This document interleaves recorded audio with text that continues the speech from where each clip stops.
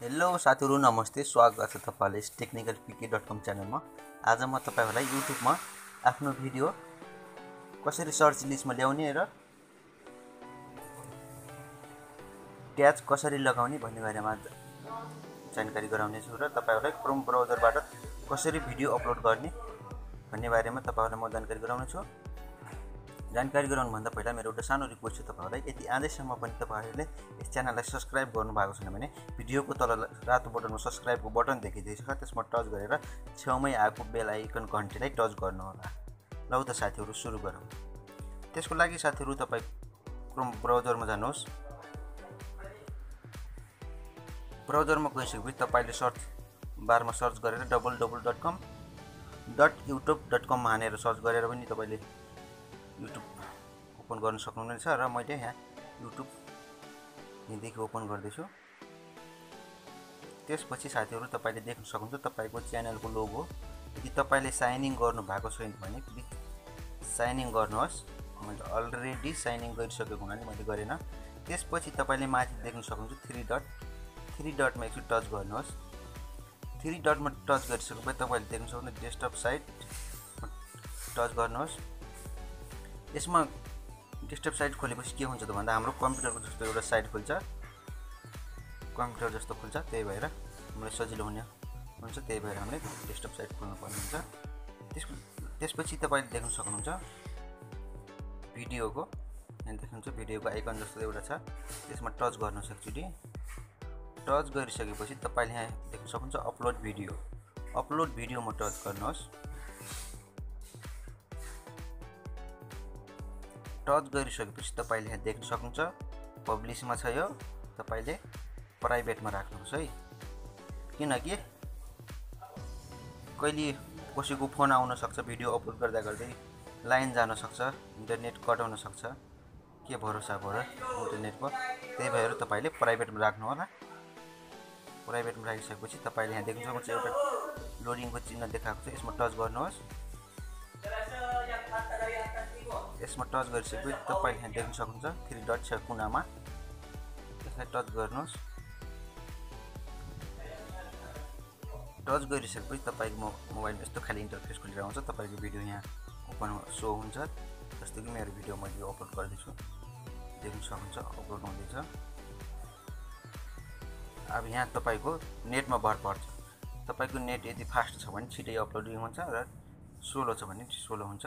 मैले भिडियो लामो नहोस् भनेर मैले टाइटलहरु अलरेडी कपी गरेर राखेको छु, त्यही भएर देख्न सक्नुहुन्छ। यसमा मैले सिधै कपी गर्ने छु, देख्न सक्नुहुन्छ मैले कपी गरिसकेको छु। अनि डिस्क्रिप्सन पनि तपाईले यहाँ लेख्न सक्नुहुन्छ। र ट्याग हामीले कहाँबाट कसरी राख्ने र कहाँबाट ल्याएर राख्ने, अब हामीलाई तपाईहरु नयाँ नयाँ त थाहा हुँदैन। त्यसको लागि साथीहरु ट्याग कहाँबाट ल्याउने र कसरी राख्ने, त्यसको लागि साथीहरु तपाईलाई म एउटा देखाउन चाहन्छु। एउटा एप्लिकेसन डाउनलोड गर्नु पर्ने हुन्छ। तपाईले प्ले स्टोरमा गएर त्यसलाई च्यानल म्यानेजर है तपाईले डाउनलोड गरेर सक्नुहुनेछ। त्यसको लागि तपाईले यहाँ देख्न सक्नुहुन्छ एउटा आइकन दिएको छ माथि, यसमा टच गर्नुहोस्। टच गरिसकेपछि माथि यहाँ देख्न सक्नुहुन्छ top tag of the day भनेको छ। यसमा गरेपछि के हुन्छ भनेपछि हाम्रो पैसा लाग्छ, त्यही भएर हामीले फ्रीमा चाहियो, हामीलाई फ्रीमा गर्नुपर्ने। त्यसपछि किबोर्ड तपाईले टच गर्नुहोस्। किबोर्डमा टच गरिसकेपछि तपाईले यहाँ देख्न सक्नुहुन्छ, यसलाई ओपन गर्नुहोस्। ओपन गरेपछि तपाईले यहाँ तपाईको भिडियोको टाइटल राख्नुहोस्, जस्तो कि मैले यहाँ राखेको छु। यसलाई तपाईले सर्च गर्नुहोस्। सर्च भएन एकछिन रोक्नुहोस्, मैले यसलाई कटाएर यसलाई गरेर सर्च गर्नुहोस्।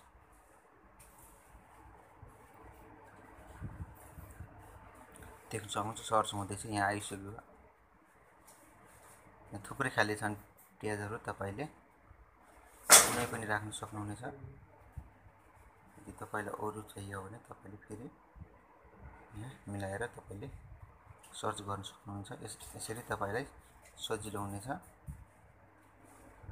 यो तरिकाले गर्नुभयो भने